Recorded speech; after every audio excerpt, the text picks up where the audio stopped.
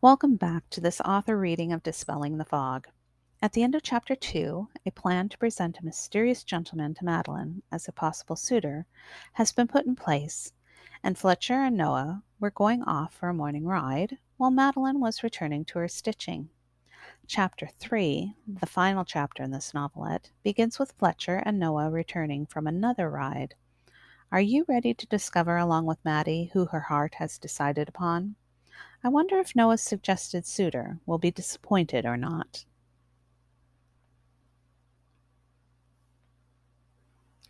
Chapter 3.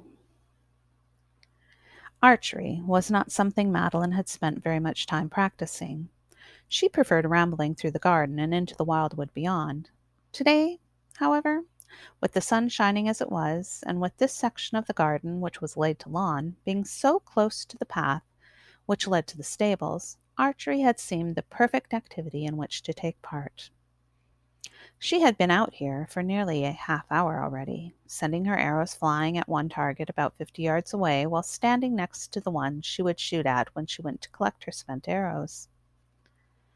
Just as she was preparing to shoot her final arrow, she heard that for which she had been listening, the sound of horses clipping and clopping along the gravel path that wound its way to the stables.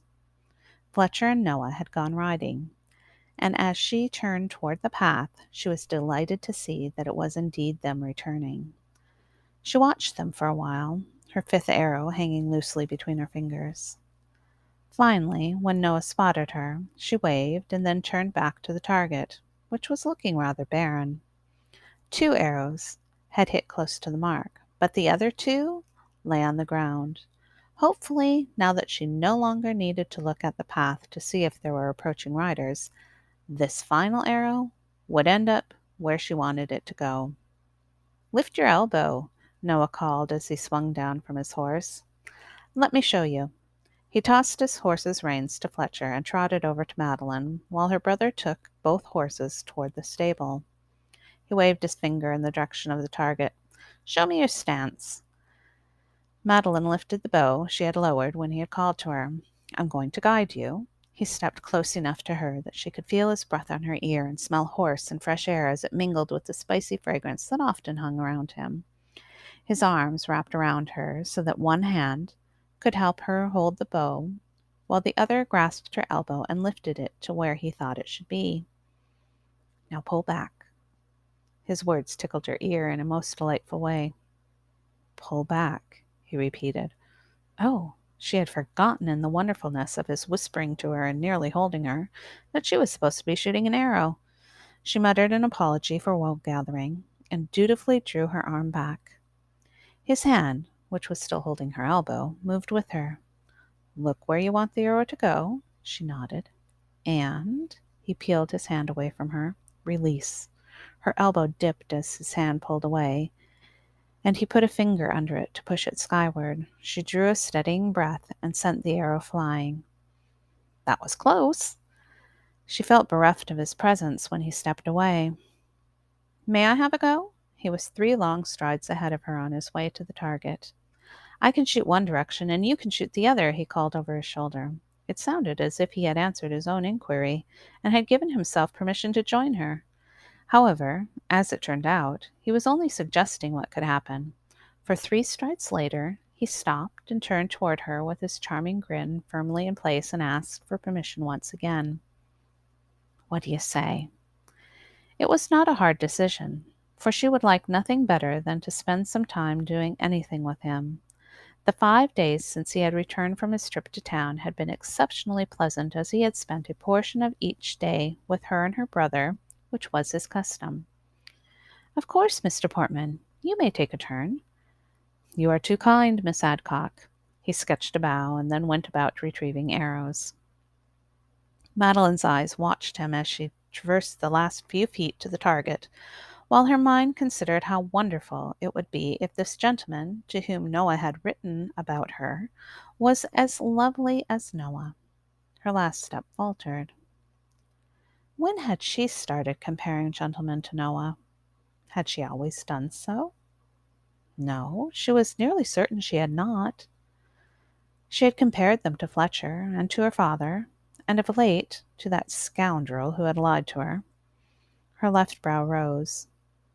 Perhaps Noah had figured into all that comparing, as she had, on more than one occasion, wondered if the gentleman she was with would offer to shoot a blackguard for her. "I will need your bow. I cannot just hurl the arrows at the target." She shook her head to clear it of her distracting thoughts. "Right. I apologize. I was wool gathering. Again. It seems I'm very good at it today," she added with a little laugh. "You should have told me before I sent my letter, and I could have listed it with your other accomplishments," he teased. "Have you had a reply?" Ever since he had shown her a copy of the letter he had sent, she had been eager to know if he had received word back from his mysterious friend. She was not so much excited to be courted. That bit actually made her a trifle anxious. But she was as curious as could be to discover who it was that Noah thought would make an excellent husband for her. His letter had been very impressive. He had listed things about her that she had no idea he knew. "It has only been 5 days," Noah reminded her. "Does he live a great distance from here?" Surely, if he lived within 50 miles, there could have been some sort of reply by now. "Not an overly great distance." Noah was twirling the arrow he held in his hand and not looking at her. "Is something bothering you?" He blinked and shook his head. "No. Why?" "I do not know. It seems as if you do not wish to discuss your friend." She handed him her bow. He shrugged. "Perhaps I do not want to. And before you ask, I cannot tell you why." Her brow furrowed. She did not appreciate all the secrets that were being kept from her. There were several times over the past 5 days when she had heard Noah and her brother whispering, but they had immediately stopped when she entered the room. "Why the sigh?" Noah stood ready to release an arrow. "I do not like secrets." He made a shot and then turned to her. "I am sorry. It is only for a while longer, and if you must know, I am not fond of keeping secrets from you, which is why I would prefer not to speak of my friend." He held her gaze. "This will not harm our friendship, will it?" She shook her head. "But I suppose it will eventually affect it. How can it not? I will be married, and however far away," she diverted her eyes so that he would not see the tears which had sprung to them at the thought of being separated from him, "and you will be married at some point." She attempted to smile at him when his second arrow had hit the mark. "I suppose I will." He gave her a questioning look. Once again she turned her eyes away from him. "Since you are finding a husband for me, you should tell me what you wish for in a wife, and then I could find a wife for you." His third arrow went wide at her comment. I, I, I have no need of assistance at present." He seemed uneasy about making the admission. "You do not? Have you found someone then?" He puffed out his cheeks and nodded as he released the air slowly. "I may have." "Who is it?" Her heart was surely going to break, and she was not entirely certain why it felt so. "Are you well?" "Yes, I'm just surprised to hear you have found a lady. You have hidden it very well." His eyebrows rose at her sharp tone. Why, oh, why were her emotions in such a muddle? Drawing a breath, she willed herself to remain calm. They would both get married some day. That was how things were. It had always been so. The thought had never before caused her to become cross, and there was no need of it now. "Will you tell me her name, or are you afraid doing so might somehow ruin your chances?" His pained expression was answer enough. So this was to be another secret that she was not allowed to know. "Can you tell me about her?" "Are you certain you wish for me to do so?" he asked. No, but she also did not want him to not tell her about the fortunate creature who had captured his attention and admiration. So she nodded. Very well. He shot his fourth arrow and prepared to shoot the fifth. "I will tell you that she is the most beautiful lady I have ever met. She is about so tall," he held the arrow that was in his hand level with his chest to indicate his lover's height. She has eyes that speak volumes, and hair that is often arranged so that a few strands hang loose against her neck, just here. He pointed to below his ear. That is not unusual. There are many ladies who do that very thing. Are there? He looked genuinely surprised. Madeline nodded. Even I do that. Not that it is purposefully done to be alluring, mind you. I just like how it looks. His lips tipped into a smile. So you do. What else can you tell me about her? Does she like music? Yes. He pulled his arrow back. Dancing? Very much. He released the arrow and watched it fly. Painting? He paused and tilted his head. I do not think she prefers it. At least, she has not given me any indication that she does. Can she play an instrument? He nodded. And she sings. It is not the sort of voice which would grace the stage, but I find it very pretty. Then she is not perfect. He laughed. Perfection does not exist, but if it did, she would be the picture of it. Madeline could not help but sigh at such sweet words. What she would not give to be the lady about whom he spoke. I think I would like her. It was a most disappointing thought, for she truly did not wish to like her. She wanted to be able to find fault and dissuade him from his choice. She gasped. Jealousy?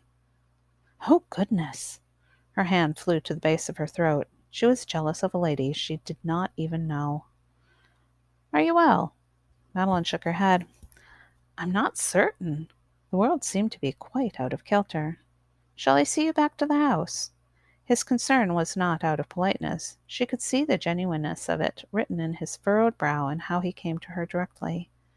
A cup of tea might be just the thing. He drew her elbow and turned her toward the house. And a cake, he whispered, causing her to giggle. She allowed him to wrap her arm around his and cover her hand where it lay on his arm. Your brother and I had a fine ride. We saw 2 deer near the wood on the far side of the field to the south. One had a set of antlers that was quite fine. We might have to go hunting in that area at some point. Madeline rested her head against his arm. It felt so right to be walking here with him. You are quiet, he said a few steps later. I'm just thinking. About what? His question was soft and filled with care. Tears, roused by the longing she felt to have him always care for her, pricked her eyes, and her heart raced as the reason for her jealousy became clear as glass. I need to speak to my brother. She had made a horrible decision. She could not allow Fletcher to accept Noah's mysterious friend. She needed Fletcher to convince Noah to consider her, for she wanted him for herself. Oh, but if he was enamored with this other lady... Her tears could be held back no longer. What is it? Noah stopped walking and wrapped her in his arms. There are too many secrets, she managed to say between shuddering breaths. Then let's find Fletcher and put an end to your suffering. I had not wished for that, you know. I would never do anything to harm you. I know. I'm being foolish. She brushed at her tears with the palm of her hand when he released her so that they could once again walk toward the house. I'm not normally given to tears, you know. I am aware of that, he assured her. I'm sorry to be the source of them. It's not you. The source of her tears actually was him, of course, but it was not his fault that her heart had finally decided upon what it wanted at the most inopportune time. They had reached the door to the house, where Fletcher met them. What has happened? He demanded. She needs to talk to you, Noah explained. I do not know more than that. He guided her to the sitting room, as it was closest to the door. Some tea, Briggs, Fletcher ordered before pacing just inside the sitting room where Noah saw her to a seat. I will be in the corridor waiting for my tea, he whispered to her before leaving her to her brother's care. Fletcher sat down on the sofa next to her. You must not accept Noah as friend. There was no need to circumnavigate the issue. It would be best for all concerned if she just came to the point. I cannot love him. What do you mean you cannot love him? You do not even know who he is. My heart loves Noah. She hid her face in her hands, and it cannot, because he is in love with someone already. But if he is in love with another, then whether you love him or not, you must find someone else to marry. I know, she whimpered into her hands. Fletcher placed a hand on her shoulder and sighed. I truly think you would like this fellow. She shook her head. I cannot. I simply cannot. But you know him and have always found him pleasant. Well, almost always. He pulled her hand from her face. Do you trust me? Yes, but I love Noah. Fletcher pulled out of his breast pocket the folded paper on which Noah had written his friend's name, and placed it in her hand. Read it. He stood. I will be in my study when you wish to yell at me. Why would I yell at you? She turned the note over in her hand. Just read it, he said before exiting the room. Slowly she unfolded the first fold. Did she really wish to see what was written on this paper? She folded it again and shook her head. What would it change? She loved Noah. Still, her curiosity was aroused. With trembling fingers, she unfolded the note completely. Her breath caught in her chest at what she saw there just as the door opened. There were only 2 letters, an M and an E, scratched on that paper.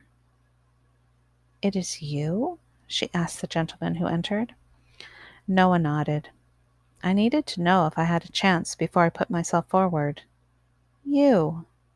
She looked at those 2 beautiful letters on the page. Again Noah nodded as he knelt before her. I love you, Maddie. I have for some time. Why did you not say something? She placed a hand on his cheek. He loved her. Her heart wished to burst with joy, and her lips were unable to smile broadly enough to show the extent of her happiness. You are Fletcher's little sister. A gentleman just doesn't fall in love with his best friend's sister. It's just not done. That is ridiculous. Gentlemen were such strange creatures. Perhaps, but if I were to call on you and find that you did not like me, well, I would not just be losing you. Wait! The whole affair started falling into place. You were talking about me just now when we were in the garden. Yes. Oh, so I have been wishing to hate myself and feeling guilty for doing so? He shrugged and smiled sheepishly.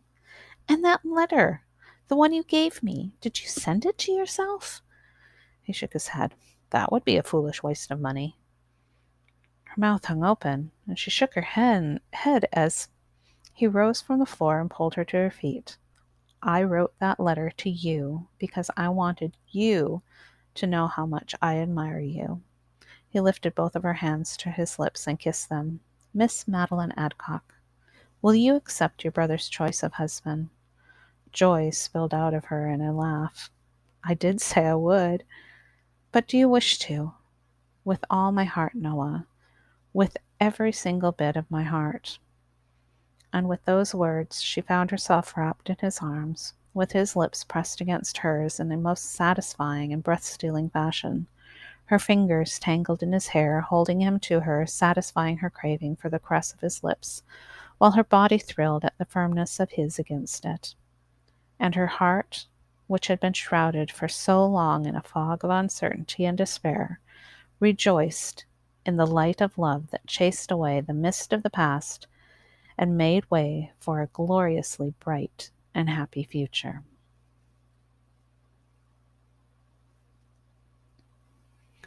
I hope you have enjoyed this author reading. Noah and Madeline's story can be found at your favorite ebook retailer as a single title, Dispelling the Fog, or as part of a bundle of 4 sweet Regency novelettes called First Blooms and Second Chances. Dispelling the Fog is part of my Nature's Fury and Delights collection of novelettes. These stories all have some element of nature that has inspired them. Quite obviously, this story was inspired by fog. You can find all my books at laineyBrown.com/books. Thank you so much for listening. Before you go, I'd love it if you'd subscribe to my channel and click the bell so you'll be notified whenever I post new videos and you won't miss any upcoming author readings. Until next time, happy reading.